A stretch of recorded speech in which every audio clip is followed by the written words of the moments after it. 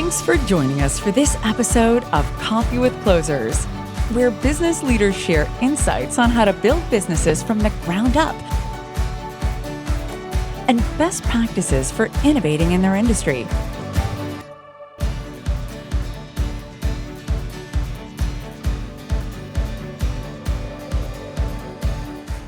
Hey, Ethan, I'm super excited to have you join me for this episode of Coffee with Closers. Thanks so much, Sam. I'm really excited to be here.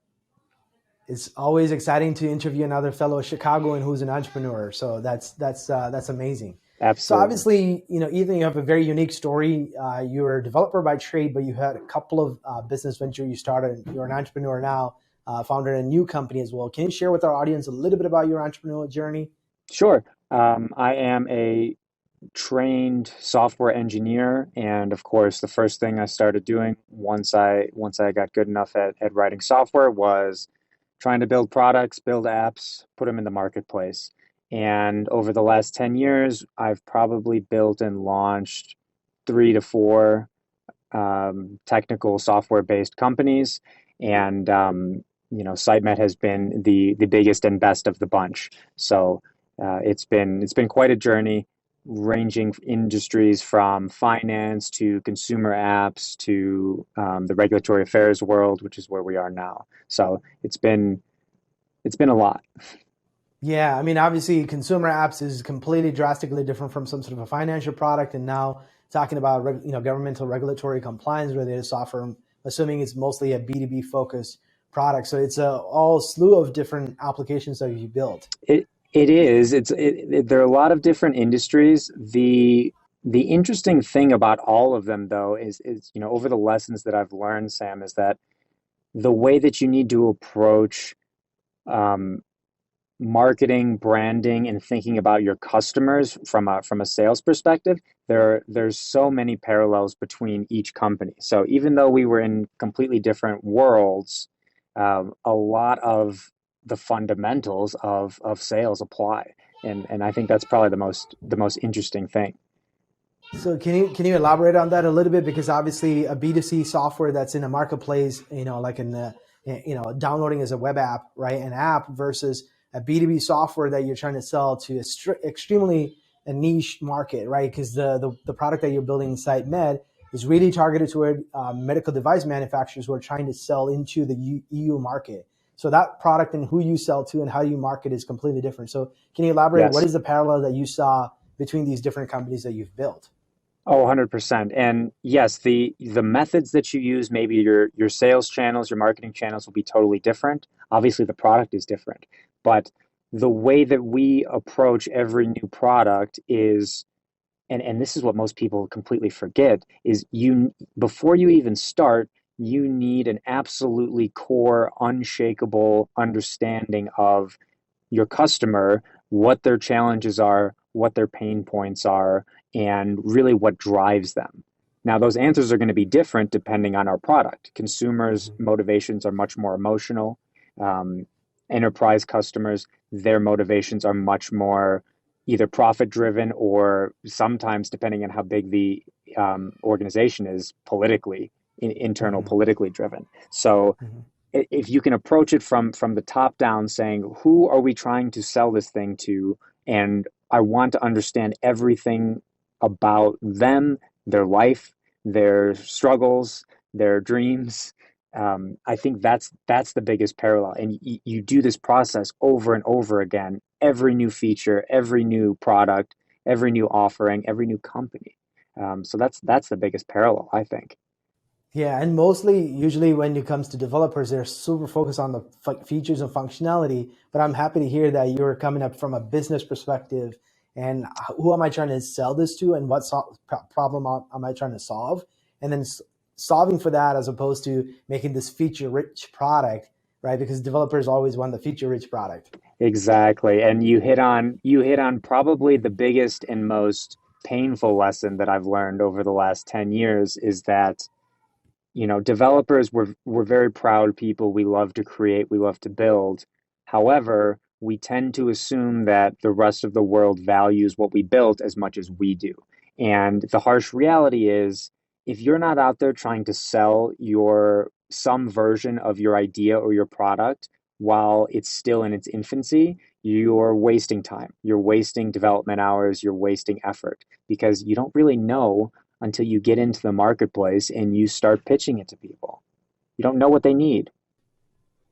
So I know in the software world, they talk a lot about product-led growth. So talk to us a little bit about the Sitemeds growth strategy. Obviously, you built a product, you're starting to get some traction. You're trying to sell this to companies that are manufacturing or selling medical devices to EU market. What kind of growth strategies are you employing right now? Value driven, value first content. That has been our biggest and most successful channel after kind of the typical SEO pay-per-click advertising. So where we end up getting the most of our introductions, and remember, we have a fairly long sales cycle, so it's not so much about massive amounts of traffic for us. It's about building reputation with the right people and the right companies. And what we have focused on is how can we, now that we know the needs of our customers and our target market, how can we give them as much help and support as humanly possible and do it for free? So that's kind of its own challenge. But right now, the content has been our biggest lead magnet. It's been our biggest channel, and the responses that we've gotten from manufacturers, big and small, it's been pretty incredible because we're not cold calling, we're not pushing hard sales. We're trying to approach people and say, we understand your situation. Here's some stuff that can help you, and more often than not, it never ends with just good information. People need help, they need further guidance, they get interested in our tools, and then once they find out about our software, then the conversation really gets rolling, right? So that's been our biggest focus and our biggest channel as of yet. It's interesting you say that because obviously I preach and practice what you're saying, but oftentimes the philosophy that you're proposing has to be something that the top-down leadership adapts as an overarching strategy for the business to go to market with, right? Like leading with information, leading with education, being the go-to source of information for your market, and becoming the trusted advisor for your customer. Then people believe what you have to say, and they trust that you are the subject matter expert.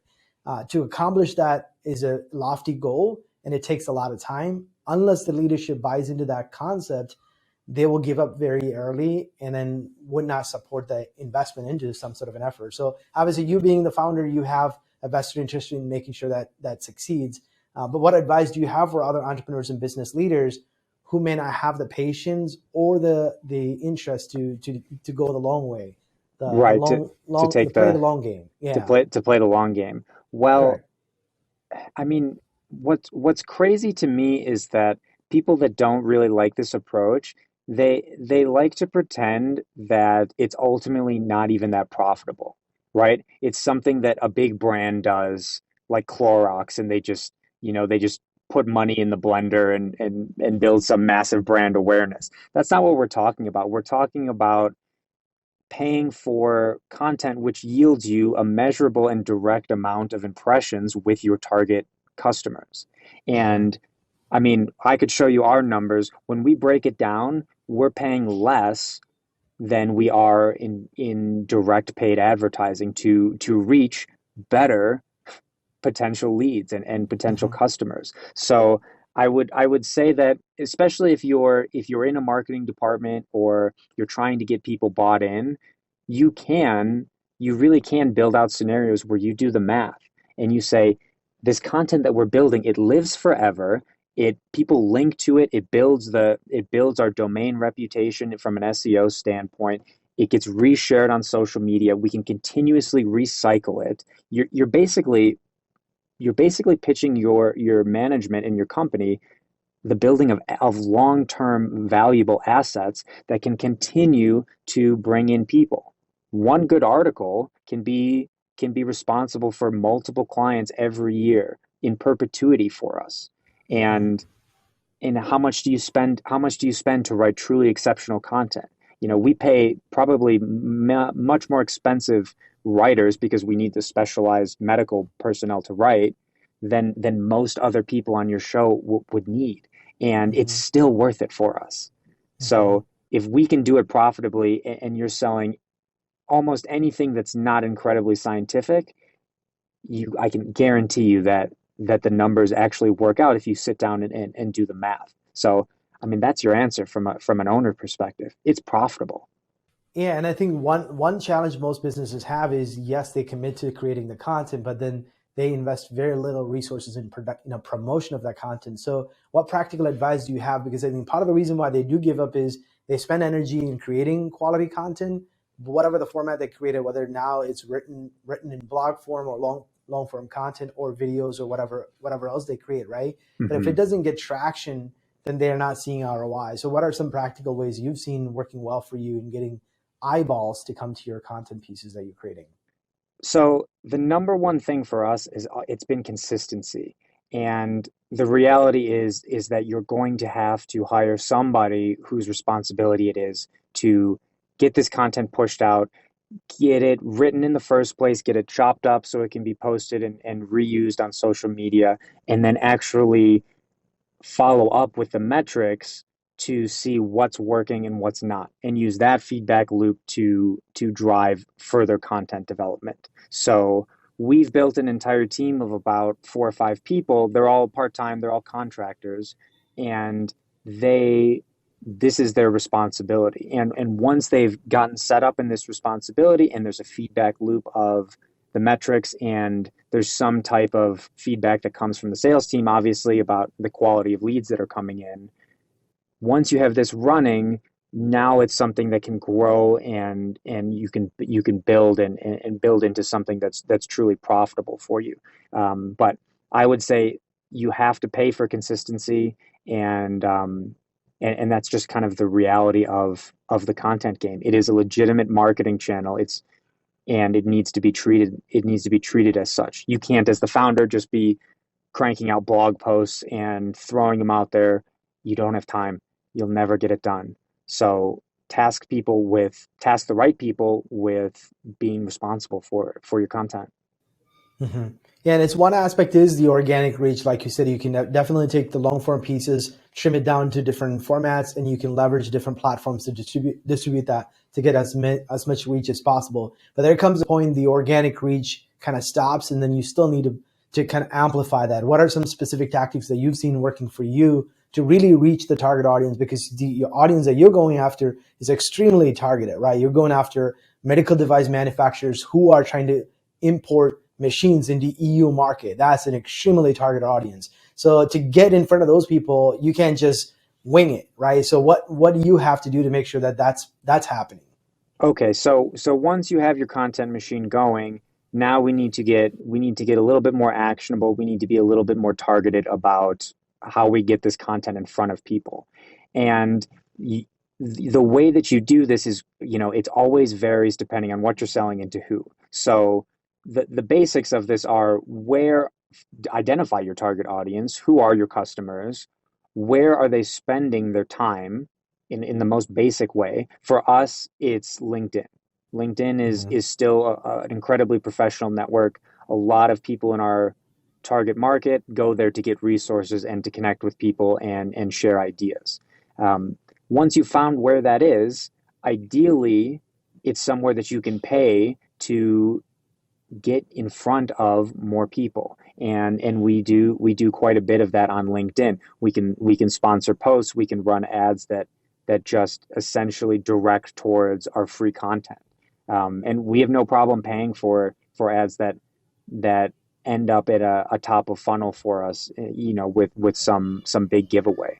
We're happy to give away the value because we know that ultimately it builds the brand and it builds our list. So I guess the third point I would make is, once you found your target market, you found out where they hung out, you've paid to show them the quality and the high quality stuff that you've produced. Now you need to make sure that you have an easy way of re-engaging them and sending them future things. The email list is still king for maintaining and building a long-term trust relationship with customers. People still read emails, they still relate to them if they're written well, and they still get value from high caliber lists. So for us, we spend a lot of time thinking about what goes out on our list and trying to grow that. But I guess, yeah, how are we doing on actionable details here? Do you? Yeah, most certainly. And I think what you addressed is a great point, because essentially what you're trying to say is it's not enough to get attention. It's not enough to just engage them and get their interest. You have to figure out, what do you do post conversion, right? What kind of strategy do you need to employ to continue to stay top of mind with that prospect who engage with your content in the first place, until they are ready to talk to the sales rep and say, hey, I've been enjoying your content. I believe what you're proposing is the solution for us. It's time for us to continue the discussion to see how your solution can meet our specific need. Right. And it doesn't matter how you bridge that gap. All that matters is that you're doing it. If you are selling a consumer brand, cute product, you don't need necessarily to put everybody on an email list. You can maintain all of your contact with people on Twitter or Instagram or something like that. All that matters is that you find out what the typical behavior of your target customer is and build your strategy to fit in with that. For us, professional emails and LinkedIn. That's been the way we've grown our audience, but not only that, but also built a significant amount of trust over long periods of time. And like you said, staying top of mind, the re-engagement, that's what's essential, especially if you're selling something high ticket. People need to get comfortable with you, and it can take months. They need to build trust with you. They need to see you, how you act on a day-to-day basis or weekly or whatever. So just make sure that whatever strategy you go for to try, you have those concepts in mind, because that's really what we're looking for, is building trust over time. Most certainly. And I think to validate what you just said about the email, the biggest reason why we think, I'm a proponent of email is because of the fact that you can't count on any of these platforms, because with their privacy guidelines or regulatory compliance, whatever, right? They can decide one day that they're not going to give you access to the audience that you built. Now you don't own anything, right? Because you still don't have any contact information of that person that's been enjoying your content. So somehow getting them off of the platform that you reached them in the first place, getting them into your email list is your safe bet, because Absolutely. You can essentially use that to some other way of reaching them in the future outside of that platform you reached them in the first place. That's a really great point. And I'm sure you've known or even had some horror stories on this show where it's completely fine to build your company at least up to the first 7 figures in revenue off of one marketing channel. In fact, in my opinion, I think it is the way to go, because you can stay focused with a small team. However, if somebody else owns that channel, you need to consider that a significant tail risk down the line, and do whatever you can to get people off, get their phone numbers, their emails, something that you can control, and that that if for whatever reason you got your account hacked or you got deplatformed or whatever, that you haven't completely lost all of that work. Mm-hmm. Yeah, I mean, it's at the end of the day, what you're talking about is the brand equity, right? Because you're building a following and an audience. That's the equity you're building. Going back to what you also said about the content, you talked about it as an asset, right? Because I think most business people haven't really comprehended the idea that the website and the content that you're building is an asset of the business, and it actually has longevity in terms of its value, right? You can have a rep, but that rep leaves, that person left, but the website and the content and everything else you built around it, it's an asset of the company that continue to add value for the future customers and your existing customers as well. Exactly. And it does de-risk the sales rep quite a bit, because if your customers can see your brand as the thing that provides value, as opposed to one person that has gone above and beyond to service them, the customers tend to stick more, and overall it's just a better idea. But I love your point of viewing it as an asset. That is what we're trying to do here, is right. We're trying to build something that can continue to provide value to us, ideally in a passive way, down the line. So you obviously had three startups you built and you have successfully exited them. So you had seen what it goes into and as much as well as how much time it may take. So what's a reasonable amount of investment in terms of time that someone needs to commit to before they can start to see some sort of an ROI from that time investment for content creation and building this sort of a machine from a marketing standpoint? Sure. And I wouldn't say everything I've ever done has been a successful exit. My past is littered with flaming car wrecks on the side of the road. But from those, we've learned quite a lot, especially around brand building. So Mm-hmm. I would say in terms of timeline of what you can expect when you get into this content game, the timeline of your returns is going to be directly proportional to the size of the market that you're trying to get after. So if you're a financial consultant and you've decided that you want to start writing content about how people can save money on their taxes or, you know, start a business, it's going to take you significantly longer than if you're a person that starts putting out content about how to knit cute outfits for your cats or something, right? So the more niche you can start, if you can find the smallest subset of your target audience, even if it's, even if your ideal audience is much bigger, that's the way to go because it will just drastically shorten the amount of time. And for us, we're incredibly niche, we're incredibly focused. It took us to really get the content machine going around, 3 to 4 months only. And Mm-hmm. that's to start seeing actual leads come in, actual benefits from it. If you're in a bigger niche, you're in a bigger market, it can take longer. However, the costs are still ultimately worth it once you get going. Yeah. And I remember the CEO of HubSpot, the former CEO of HubSpot, he's now the chairman. And Brian Halligan once said, today the marketers are, their success is not measured based on the size of their wallet, but based on the size of their brain. Meaning, like, how creative can you be in terms of coming up with quality content, being the thought leader in your space? That really determines your effectiveness of reach as a brand today than, like you were talking about earlier, Clorox, right? Because yeah, those companies succeeded in one point because they had really sizable marketing spend. They can just buy Super Bowl ads and get attention. But if you can do the same thing, but do a better job today, just with the amount of quality content that you put out to your target audience, that changes the game. The other thing that I just thought about is too, like, this whole concept of content surplus. I think, 10, 15 years ago, we were living in a content deficit. Today, we're in a content surplus generation. Everybody is a content producing machine, right? We're all creating content. We're all becoming almost a magazine or a TV channel, right?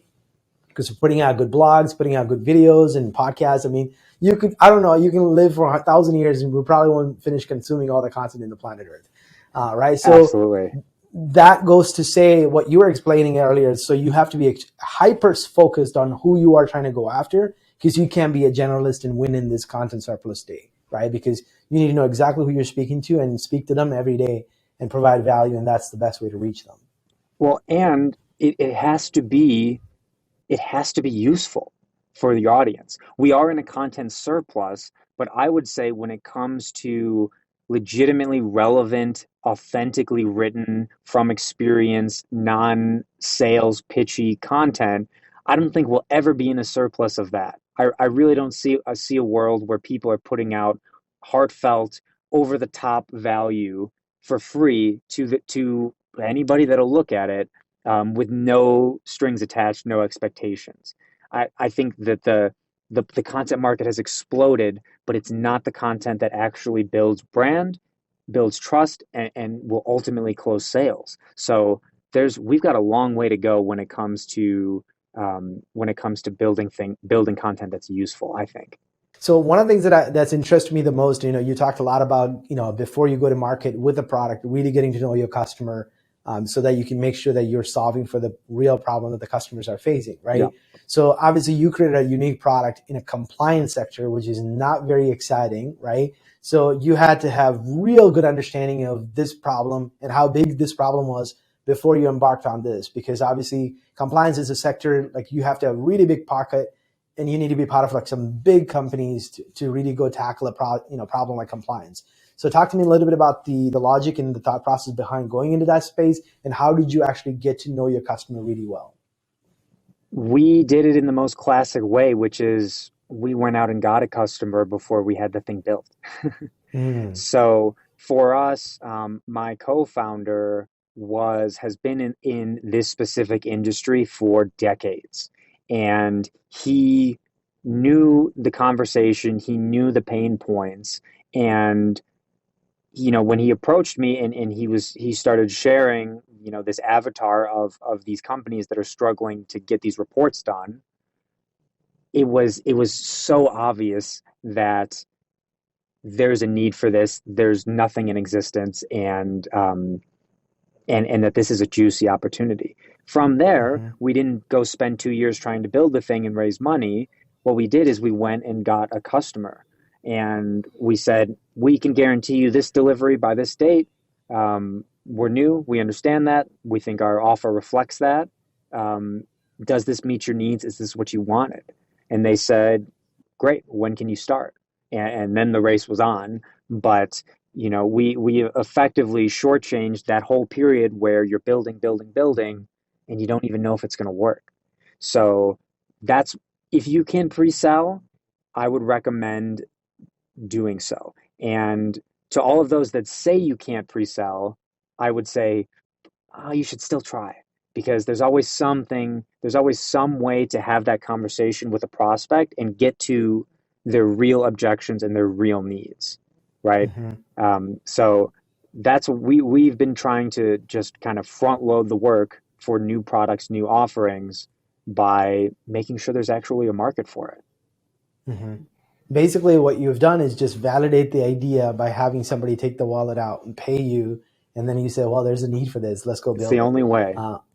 Yeah, and most founders are the opposite, right? Oh, I really want to get this perfect. They Build should the never have any Yes. bugs, because that's going to just give a bad user experience, and then they will wait on it because they think the perfection is the enemy of good, and not having anything to show is like might as well not have started on it. So I think Yeah. that's a great founder story. Go ahead. I think it's Paul Graham in the Silicon Valley that says, if you're not borderline humiliated to show customers what you have, then you've waited too long to launch it. And we really try to embody that here when it comes to pitching new ideas. It's okay that it's not ready. If you've really gotten onto something and it's something that the customers want, they will not only wait, but they will help you build it with their feedback because they want it so badly. And if they don't care, maybe you shouldn't be building it. Mm-hmm. So obviously, you've built a company, you've built a product, and you're working on growing and scaling it. Can you give me a little bit of an overview of your kind of the team structure that you decided to build to make sure that you are freeing up yourself to do the most critical things and not getting bombarded with the urgent? What kind of things have you put in place to make sure that you are focused on that? Well, we have built, when we first started getting some traction, we've built effectively a living document that everybody in the company has access to. And that document is intentioned to contain every possible role and responsibility that anybody has to do within the company, right? From making sales to making the big budget decisions to responding to emails, right? Or updating our CRM or things like that. And each role we continuously evaluate on a monthly basis. Who's doing this role? How long is it taking them? Is this a blocking, and is this a blocking action, right? If I'm still having to take all sales calls and manage the products and do customer support and then fix bugs, right? It's very easy when you lay it out on a big spreadsheet that, okay, we need to hire somebody to start filling in these slots so that my time can be freed up. So that's how we approach it. And it gets, when you break it down like that, it's very easy to assign dollar values to certain tasks. And if your personal, or the person doing it, if their hourly rate is much higher than the value of the task, it means there's room to hire somebody and there's room to build your structure up. So Hmm. that's kind of how we do it, and we continuously adjust it. Yeah, and especially as you're growing, you're going to keep finding that there's more and more of things that you need to just delegate, so you can focus on the core focus of the company, which is whatever the vision the company has in terms of what the next steps are. Correct. So obviously, there's a lot of decision making that has to happen, right? Because starting with the product idea, then getting the customers, and go to market strategy and positioning, and then maybe even new hires and the future of the company. There's a lot of decisions that you have to make as a founder. So what are some, is there some sort of a decision making framework that you follow to speed up your decision making? And then is there some sort of a criteria you consider as you make decisions? Well, I guess we try to again assign dollar values to decisions and tasks. So for me as the founder, what are the most profitable actions that I can take? It's not fixing bugs, it's going to conferences, it's doing sales calls, it's working with our, our bigger clients, or things like that. So we try to always approach it from what is the biggest value? What are the list of your tasks? Now let's order them by biggest value, and let's start from the top. A lot Mm-hmm. of founders, and I'm certainly guilty of this still, we can get caught up in the churn of the day-to-day business, the fires, putting out the fires, being the man, getting it done, responding to every email, etc. And what we really need to be doing is we really need to be blocking off chunks of time to go after a predefined list of incredibly high value things.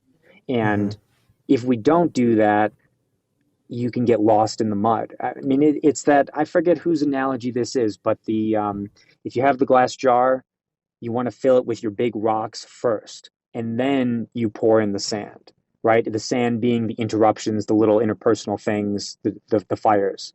If you fill the whole thing with sand, there's no room for the big rocks to fit in. And we are almost religious about making sure that everybody has their high value rocks, and these are the things they have to get done. Everything else, it really can wait. It's just a question of your perception of what's important. So Mm-hmm. that's really the process that we used to try to maintain Yeah, importance.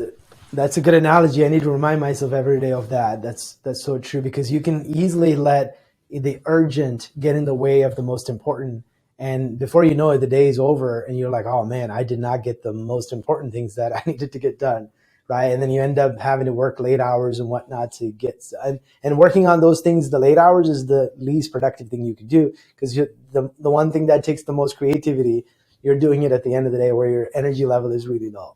which is not very good. It's So the last obviously thing. getting things done, right? Strategic execution is an important part. So so time blocking was one thing. Are there any other productivity hacks that you follow as an entrepreneur that has worked really well for you? Well, I would say two things. They're related. Number one is doing a weekly reflection and weekly planning session.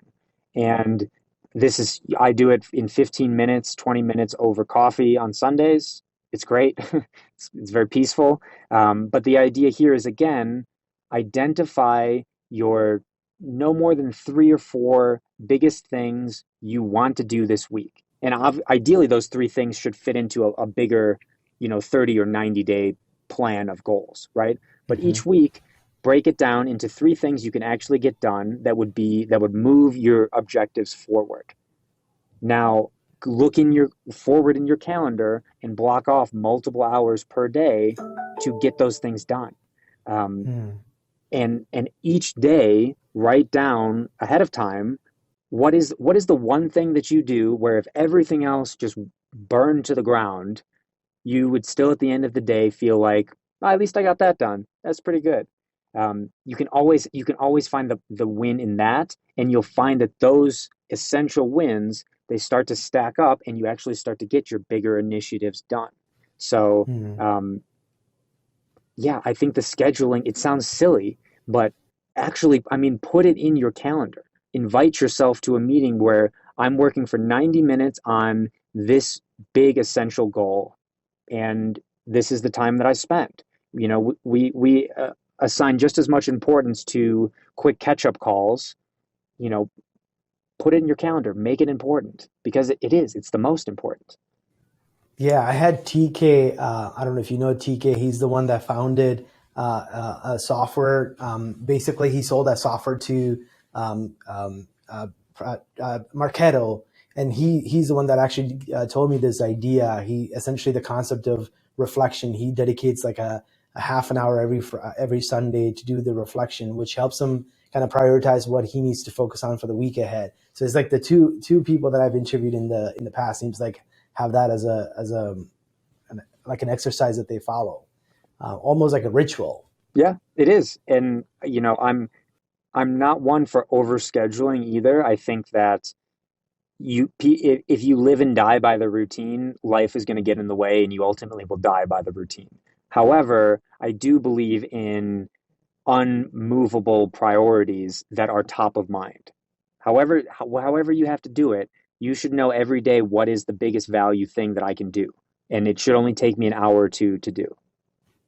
Yeah, and I think the scheduling it into your calendar is a discipline that I need to have, because I leave the time open for everybody else to fill my calendar, but not necessarily my priorities that I need to fill the calendar. So that's a big discipline I think you kind of need to do. Like you said, schedule a time with yourself to get the critical things done. So do you follow anything like OKRs or like the 12 weeks year sort of a framework to write down your objectives, key results, and initiatives to get things done? We do it on the 90 days. So yeah, I guess that's about 12 weeks, 3 months. And we break it down exactly how we were talking about, with your 3 to 5 big goals for those 90 days. Now, how do we break those goals up into monthly and weekly things that can actually get done? And then each week, we're now taking a look at the big goals, and then we're slotting in something that actually works us towards it. And then we reevaluate, we re-steer the ship every 90 days and evaluate what's gotten done. If it hasn't gotten done, why? And we build that into the next cycle. But we don't really plan more than 90 days out. We find that things just change too quickly, and it becomes, you can have your general vision, but I wouldn't get too tied to a 3-year goal. Knowing what you know today, what advice would you give your younger self? I would say, first and foremost, learn how to sell things instead of just build them all the time. I think that's probably one of the biggest things. Is, as an engineer, selling is just as valuable as building. The second biggest thing I would say is take your time when you're picking an idea in a market, and pick one in which you would be happy and you can compete in for multiple decades. Don't go after the trend of the week and there's a 6-month timeline to the growth of the market.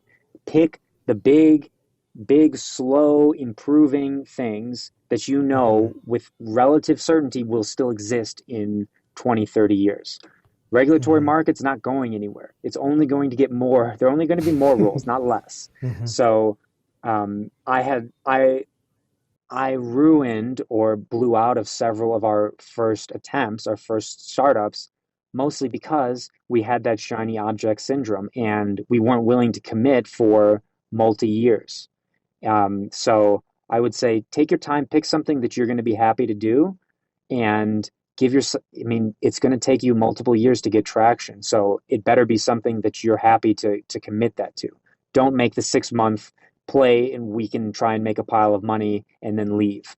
It never works out that way. Yeah, if you don't have the passion when things get hard, it's very hard to have the stamina to continue going. So I think that passion has to be there. Absolutely. Well, Ethan, I certainly appreciate your time. Thank you for sharing your wisdom with our audience. And I wish you all the best with your business venture. Thank you so much, Sam. It was great. This episode of Coffee with Closers is brought to you by OneIMS, a leading digital marketing agency helping businesses win new customers. To request a free marketing ROI audit, please visit oneims.com. If you enjoyed this video, please share it. To make sure you never miss an episode, please subscribe.